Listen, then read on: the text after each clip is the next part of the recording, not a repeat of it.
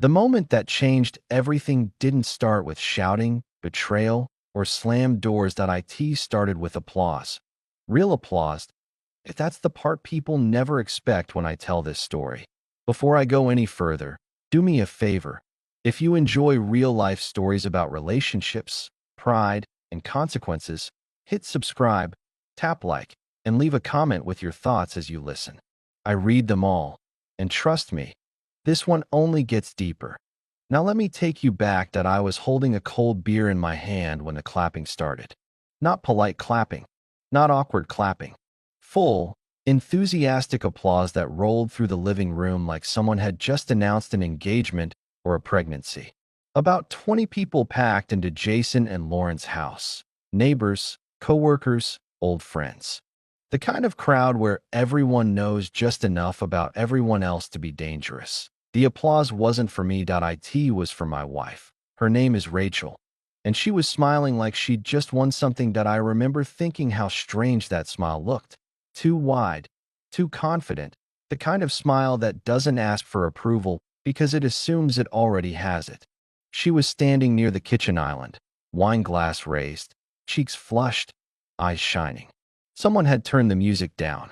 Someone else whistled. Rachel loved attention. Always had.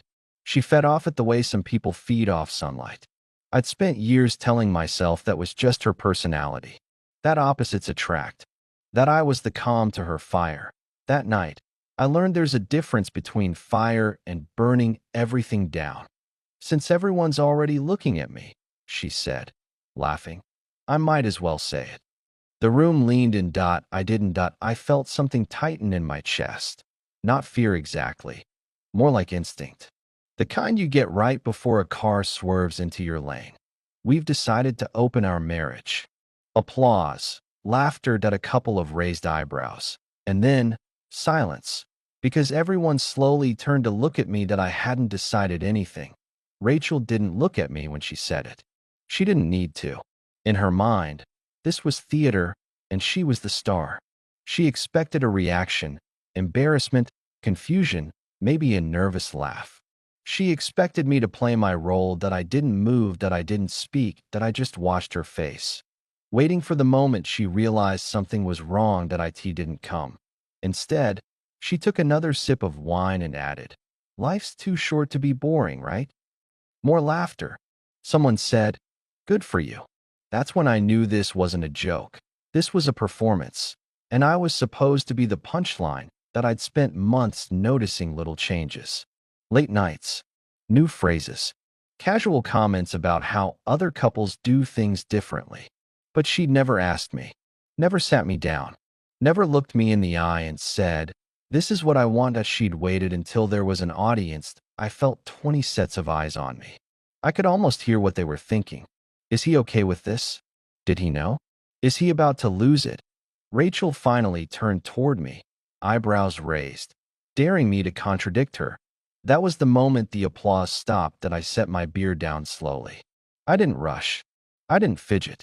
Years of swallowing my reactions had taught me how to look calm even when everything inside me was rearranging itself.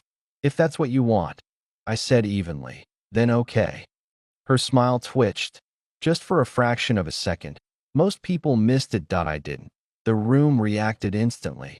Relief, laughter, murmurs. Rachel let out a breath like she'd won a bet she was sure she'd never lose. She started to say something else, probably to regain control of the moment. She didn't get the chance. I turned my head slightly and looked toward the couch. Megan was sitting there, tall, composed, legs crossed, watching everything with a look that said she understood the room better than anyone else in it. Megan was Rachel's friend. Or at least, she used to be. Megan, I said, keeping my voice steady, almost casual. Are you free this Saturday? You could hear someone drop a glass. She looked up at me, really looked at me, like she was measuring something she'd never bothered to measure before. Then she smiled, not loud, not dramatic, just confident. Yeah, she said. I am. That's when Rachel's face changed. Not anger, not jealousy, panic. And for the first time in a very long time, I realized something important. She hadn't expected me to agree. She had expected me to fold. The party didn't feel like a party anymore. Conversations stalled mid-sentence. People pretended to check their phones. Jason muttered something under his breath that sounded like disbelief. Rachel opened her mouth, closed it, then laughed, too loudly. Okay, very funny. What are you doing? I met her eyes. Exactly what you announced. And that's where part one ends. Because that was the last moment of the night when anyone still thought this was all a joke. The silence after my words felt heavier than the noise that came before them. It pressed down on the room, thick and uncomfortable, like everyone suddenly realized they were standing somewhere they weren't supposed to be. Rachel stared at me as if I'd spoken a foreign language. Her smile didn't just fade, it collapsed. One second she was the center of attention.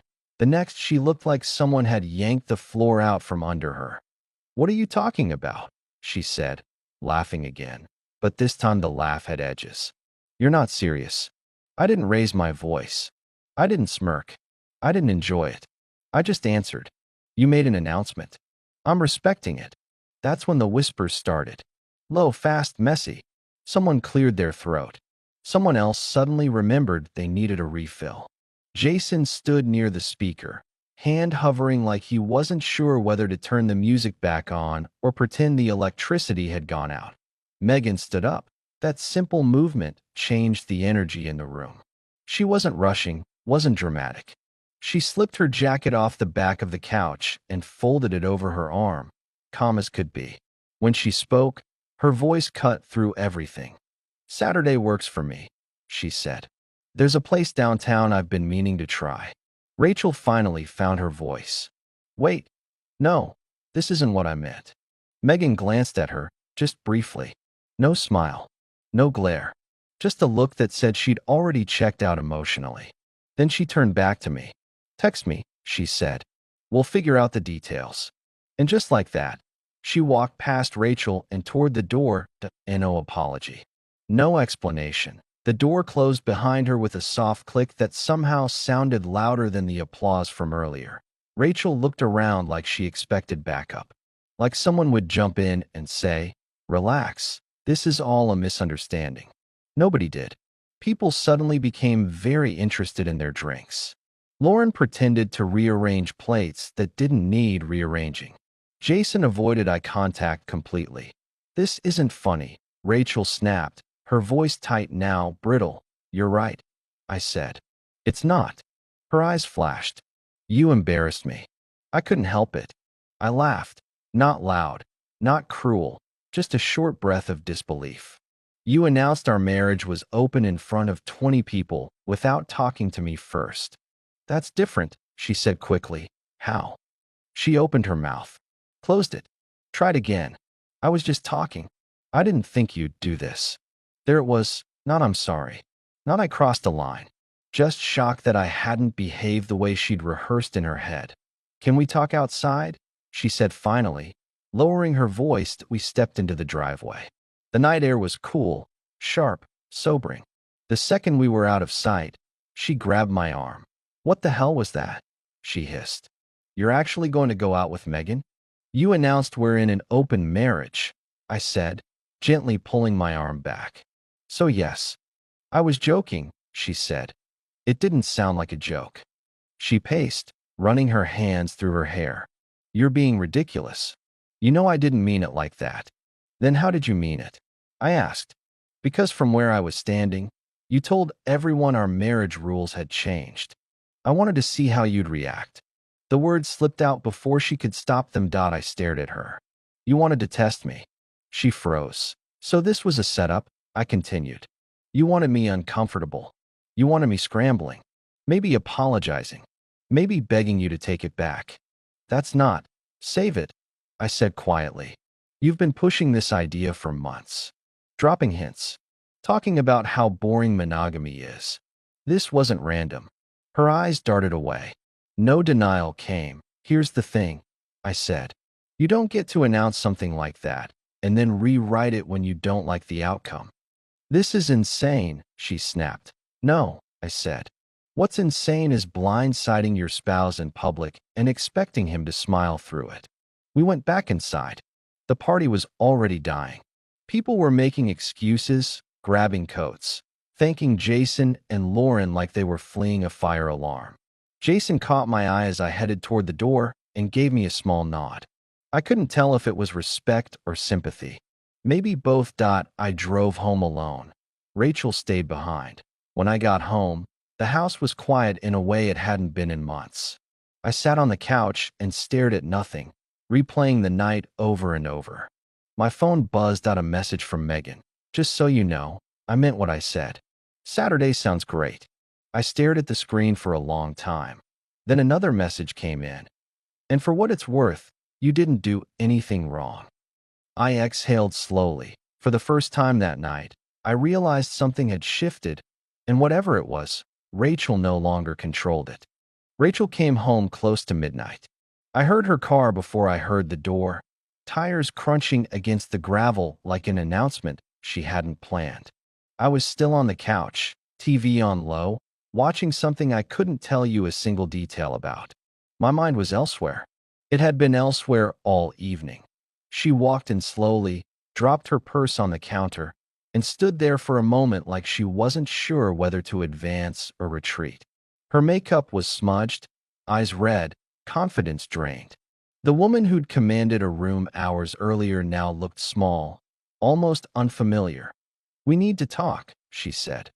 "Go ahead," I replied. She sat across from me, folding her arms tightly, like she was holding herself together by force. "What you did tonight was completely out of line." I raised an eyebrow. "Really? You embarrassed me in front of everyone." I let out a short breath, half laugh, half disbelief. "You announced our marriage was open in front of everyone. That was different." Still waiting to hear how. She leaned forward. "You asked out Megan. Right there. You didn't even hesitate." "You didn't hesitate either," I said. "You didn't hesitate to make a declaration about our marriage without talking to me." "I was tipsy," she said quickly. "You'd had a few drinks over ours," I replied. "You knew exactly what you were doing." Her tone shifted, softer now. "Baby, please. Can we just forget this happened? I made a mistake." "No," I said. Her head snapped up. "What do you mean, no?" "I mean, we're not pretending this didn't happen," I said calmly. "You don't get to drop something like that and then erase it when it doesn't go your way." Her expression hardened. "So you're really going through with this? You're going out with her?" "Yes. She's my friend." "She was," I corrected. "That ended tonight." That landed harder than I expected. She stood up and started pacing. "You're being cruel." "I'm being honest," I said. "Something you've avoided for months." She stopped pacing and spun toward me. "You can't just start dating someone because of one stupid thing I said at a party." "Watch me." Her eyes widened. "I'll tell everyone you're having an affair." I turned off the TV and looked at her directly. "Go ahead. Tell them about the affair you gave me permission to have." She opened her mouth. Closed it. I stood up. "Here's what I think really happened. You've been testing me for a long time, seeing how far you could push, how much I'd tolerate. That's not fair. Neither was what you did tonight." She looked away. "You're overreacting." "Am I?" I asked. "Because from where I'm standing, this has been building for months. The comments, the comparisons, the way you've talked about people at work." Her shoulders tensed. She didn't deny it. "Here's what's going to happen," I continued. "You wanted an open relationship. Fine. That goes both ways. You don't get to control how I respond to it." "This is insane," she said again, but this time her voice shook. "What's insane is expecting me to stay quiet just to keep you comfortable." She sat back down, suddenly exhausted. "So what now?" "I'm going to bed," I said. "We can talk tomorrow." "Where do I sleep? Guest room or couch?" "Your choice." I closed the bedroom door and locked it. Not out of fear, out of necessity. I needed a line. Something solid. My phone buzzed. A text from Megan. I'm guessing she didn't take it well. That's one way to put it. I typed back. Her reply came quickly. "Don't back down. She's been walking all over you for a long time. Everyone's noticed." I stared at that sentence. Everyone's noticed. The thought sat heavy. Had I really been that blind? Or had I just been trying too hard to keep the peace? The next morning, Rachel tried a different approach. She made breakfast, smiled like nothing had happened, acted gentle, accommodating. I ate quietly, thanked her, and left for work. She called me 6 times that day. I didn't answer. When I got home, she was waiting, anger back in full force. "You're being childish." "I've already said everything I need to say," I replied. "So that's it?" she asked. "You're really doing this?" "Yes." She folded her arms. "Fine. Then I'm going out Friday night." "Have fun," I said, heading to the kitchen. That stopped her cold. "You don't even care?" "You announced we're open," I said evenly. "I accept it." She stared at me like she didn't recognize me at all. And maybe, for the first time in years, I didn't recognize myself either. Friday night arrived heavier than I expected. Not dramatic, not explosive, just dense, like the air before a storm that refuses to break. Rachel spent the entire afternoon preparing. 2 hours locked in the bathroom, drawers opening and closing, the soft whir of a hair tool, the sharp scent of perfume drifting down the hall.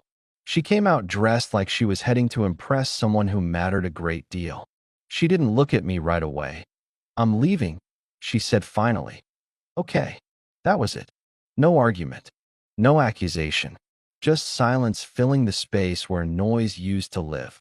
She paused at the door, clearly waiting for something, jealousy, concern, a crack in my composure. When nothing came, she left.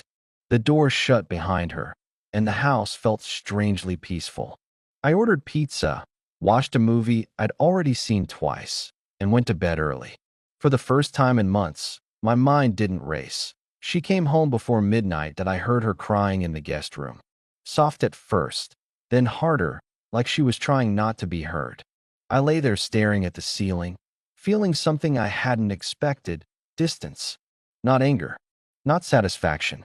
Distance. Saturday morning, I went to the gym early. When I got back, Rachel was sitting at the kitchen table with a mug of coffee, eyes hollow, shoulders slumped. "How was last night?" I asked, pouring myself a cup. She hesitated. "I didn't go through with it." "Okay." She looked up sharply. "That's all you have to say?" "What do you want me to say?" "I met him," she admitted. "We talked. I realized I don't want this." I nodded slowly. "All right. I want you to cancel your dinner tonight." I set my mug down and met her eyes. "That's not happening." "Why not?" she demanded. "If I didn't do anything, why should you?" "Because this was never about anyone else," I said. "This is about respect. You crossed a line." She looked down at her coffee, jaw tight. "I messed up." "Yes," I said. "You did." At 6:30, I showered and got dressed.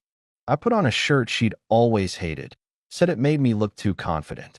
When I walked into the living room, she was sitting on the couch, arms crossed. "Have a good time," she said without looking at me. "Thanks." I drove to Megan's place feeling oddly calm. When she opened the door, she looked effortlessly put together. Simple dress, relaxed smile, no performance. We talked easily on the drive. No tension, no careful wording. Just conversation. Dinner was the same. Natural, comfortable. We talked about work, travel, life. No one trying to dominate the moment. No one testing boundaries. At one point, she leaned forward and said, "Can I be honest? Please." "I never liked how she treated you," she said. "Not just recently. Always." I didn't argue. "She makes everything a competition," Megan continued. "Status, attention, control. It's exhausting to watch." I took a sip of water, letting that settle. Hearing it out loud was different. When I got home around 10, Rachel was waiting. One look at my face told her everything. "You had a good time," she said. "Yes." "With her?" "Yes." She wrapped her arms around herself. "So what now?" "I don't know," I said honestly. "But pretending everything's fine isn't an option." She started crying again. "Are you in love with her?" "No," I said. "But I respect her. And she respects me." That seemed to hurt more than anything else I could have said. I went to bed alone in our room that night. Locked the door. Not out of anger. Out of clarity. For the first time in a long time, I felt like I was standing on solid ground, even if I didn't yet know where it led. Sunday morning was quiet in a way that felt final. Not dramatic, not tense, just empty. Rachel moved around the house like a guest who'd overstayed her welcome, careful not to touch anything that might trigger a reaction. She tried once more that morning, making breakfast, speaking softly, choosing her words like they were glass. I listened, nodded, didn't argue. The fight had already left me. When anger burns out, it doesn't leave ashes. It leaves clarity. By Monday, the messages started. Long texts, short texts, apologies wrapped in explanations, explanations wrapped in blame, promises, tears in emoji form. I read them all during lunch, calmly, like they were sent by someone I used to know. One message said, "We need to talk tonight. This is serious." I replied with a single word, "Okay." When I got home, she was sitting at the dining table with papers spread out, laptop open, eyes red but focused. She gestured to the chair. "Sit." I didn't. "What's this?" I asked. "Our finances," she said quickly. "If we're doing this open thing, we need rules. Boundaries." I actually laughed. I couldn't help it. "Now you want rules." "I'm trying to fix this," she said sharply. "You're acting like the victim." "I went to dinner," I said. "Once. You rewrote our marriage in public." She stood up, pacing, voice rising. "Nothing happened with anyone else." "Yet," I replied. "But you wanted it to." That's when it finally came out. Not all at once. Not cleanly. But enough. She admitted she'd been unhappy. That she'd wanted validation. That the announcement wasn't about freedom. It was about control. About forcing a reaction. About proving something to herself. I listened. Then I said the thing that surprised both of us. "I don't want to fix this." She froze. "I don't want to negotiate, redefine, or rebrand what we have." I continued. "I want out." Her face drained of color. "You can't be serious." "I am."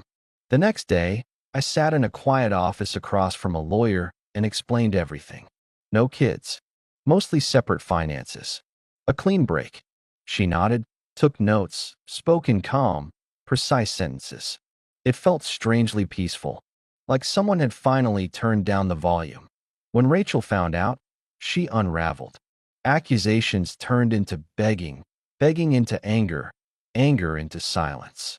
Friends reached out to me, quietly, privately, not to ask what happened, but to say they'd seen it coming, that they'd noticed how she talked to me, about me, that they were glad I'd finally stood up for myself. That hurt more than I expected, but it also helped. The paperwork moved faster than I thought it would. So did the distance between us. We divided what needed dividing, said what needed saying. And then, nothing. No explosions. No grand finale. Just an ending. Megan checked in once. Then again. Coffee one afternoon. No expectations. No tension. Just conversation. She told me something I won't forget. "You weren't blind," she said. "You were loyal. There's a difference." 2 months later, the divorce was final. I signed the last page, closed the folder, and walked out into the sunlight feeling lighter than I had in years. Not happy in a loud way, just steady, grounded. Life didn't magically improve overnight, but it became quieter, simpler. I went back to the gym, reconnected with old friends, took walks without my phone, learned how it felt to make decisions without bracing for someone else's reaction. 1 year after that party, I stood in another crowded living room, beer in hand, laughing with people who actually wanted me there. Rachel wasn't part of the conversation. She wasn't part of my thoughts either. And that told me everything I needed to know. That night, the one meant to embarrass me, ended up freeing me. And I wouldn't change a single moment if this story resonated with you. Don't forget to subscribe, like, and leave a comment with your thoughts. Your support keeps these stories coming. I'll see you in the next one.